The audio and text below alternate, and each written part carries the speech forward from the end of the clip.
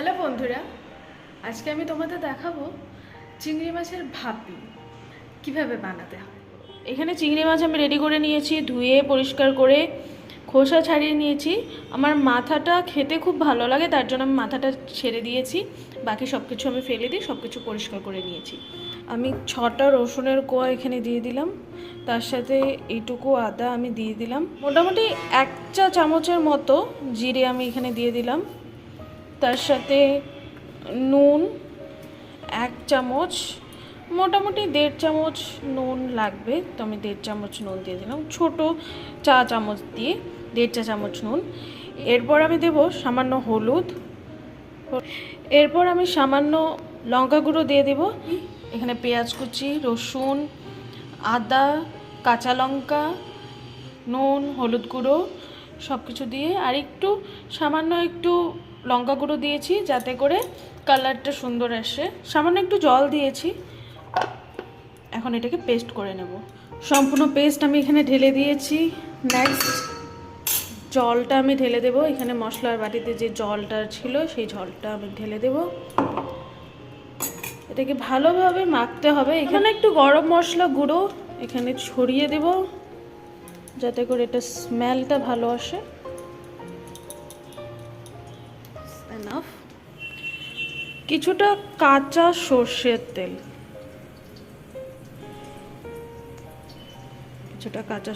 দিয়ে দিলাম।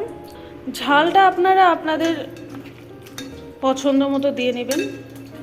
আমি এখানে একটু ঝাল ঝাল পছন্দ করি, তো ঝালটা একটু বেশি করে দিয়েছিলাম। কড়াইতে গরম বসিয়ে দিয়েছি তেল, তো এইখানে আমি এই মাছটা ঢেলে দেব। ঢেলে দিয়ে সামান্য একটু জল দিয়ে, এখন আমার শাশুড়ি মা স্পেশাল, এটা আমার ঘরে পাতা ঘি, তো সামান্য একটু ছড়িয়ে দেব।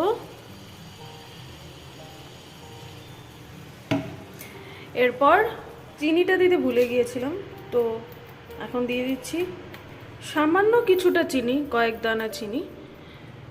এতে করে টেস্টটা ব্যালেন্স হয়ে যাবে। আমি এখানে একটা জিনিস দিতে ভুলে গিয়েছিলাম, যেটা হচ্ছে এটা নারকেলের দুধ, আর যেটা ছাড়া চিংড়ি মাছের ভাপিটা অসম্পূর্ণ। তো দিয়ে দিচ্ছি কয়েকটা চেরা কাঁচা লঙ্কা দিয়ে দিচ্ছি।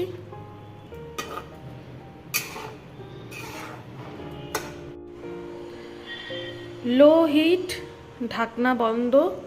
এখন আমরা অপেক্ষা করব 10 মিনিট। 10 থেকে 15 মিনিট অপেক্ষা করে একবার চেক করে নেব যে হয়েছে কি না, না হলে আবার কিছুক্ষণ বসিয়ে দেব। ততক্ষণ না চিংড়ি মাছটা হচ্ছে, ততক্ষণ একটু গল্প করে নেওয়া যাক। আপনারা হয়তো ভাবছেন যে চিংড়ি মাছ এভাবে কে রান্না করে।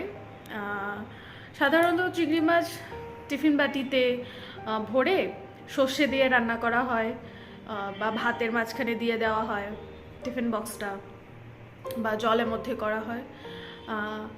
তো রিজনটা বলছি, যেহেতু আমার নতুন বিয়ে হয়েছে, আমি ব্যাঙ্গালোর শিফট হয়েছি আমার হাজব্যান্ডের সাথে। তো এখানে আমি নতুন সংসার, সব কিছু নতুন করে গোছাচ্ছি।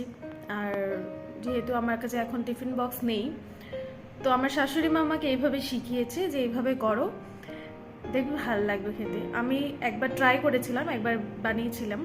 ওর কিছু বন্ধু এসেছিলো, মানে আমরা নিমন্ত্রণ করেছিলাম ডিনারে, তো তখন আমি বানিয়েছি, ওদের খুব ভালো লেগেছে। তো আজকে ভাবছি যে আরেকবার ট্রাই করি। এটা আমার শাশুড়ি মায়ের রান্না, উনি এইভাবে রান্না করে সর্ষে ছাড়া।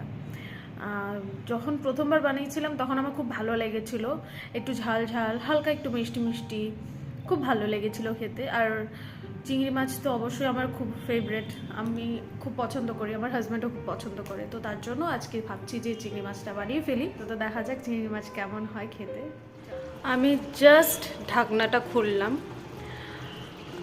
এত সুন্দর স্মেল বেরিয়েছে আমি আপনাদেরকে বলতে পারবো না। এখন কালারটা খুব সুন্দর এসেছে। আপনারা চাইলে গ্রেভি এতটুকু রাখতে পারেন বা শুকাতেও পারেন, আপনাদের যতটুকু থিকনেসের গ্রেভি পছন্দ অতটুকু আপনারা রেখে দেবেন।